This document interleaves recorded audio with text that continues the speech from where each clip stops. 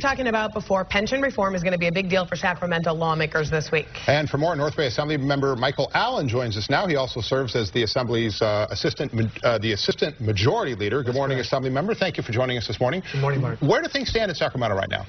Well, I think it's really an interesting point. We've been working now, the Conference Committee on Pensions for 6 months since the governor has come out with his 12-point plan, and we're putting the final touches on it. Right now we're in negotiations with the governor's office and the committee to try to get it right before it goes to the floor of the Assembly and the Senate. You know, a lot of people are weary with this debate because we've been talking about it for years and years and years, and there just isn't any action. Are we really to believe there's going to be action this time around? Well, you know, it seems like we've spent the last 6 months trying to convince people we are going to do something. I think that people are going to be very surprised and gratified by the work we've done. So I'm very optimistic. It's looking very good.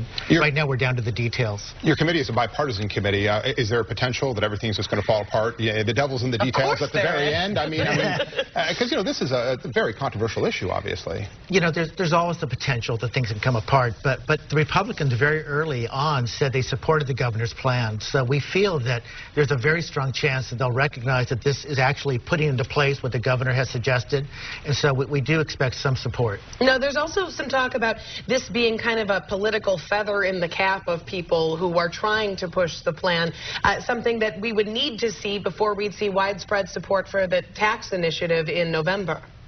I think that, you know, you should look at this as part of the effort to say to the state and to the residents that we're getting our house in order.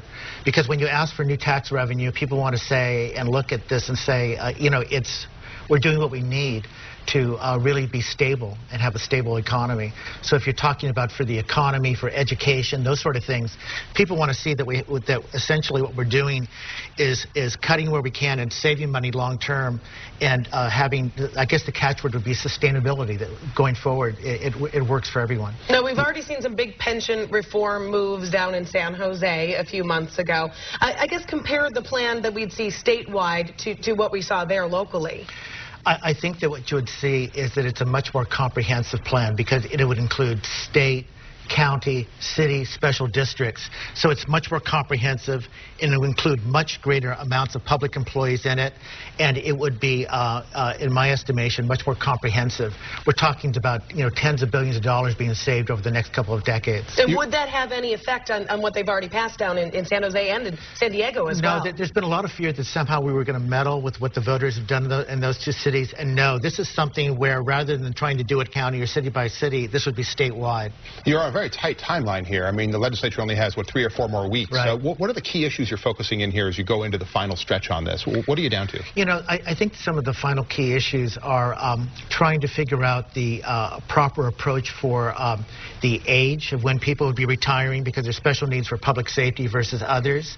And then the whole idea as to whether right now there's two things we're debating as to whether we have a hybrid plan, so we shift risk for the higher paid workers to a defined contribution plan as opposed to defined benefit, where the risk is shifted off the taxpayers to the folks who are, especially the higher paid workers, or whether we have a hard cap where we say you can't earn over a certain amount in pension, where there's a hard cap put in place, so that we don't have what I call the Cadillac pensions, where people the double dipping. Yes, yes. And so, you know, what we're trying to do is when we go out to explain this to the public, is to say, this is the abuses, this is the fix. This is the abuse, this is the fix. But these Cadillac pensions, they're driving people crazy, where people are walking away with really very, very large pensions. We're trying to put a hard cap on it, or at least a method where the risk is no longer on the taxpayer, but on the employee.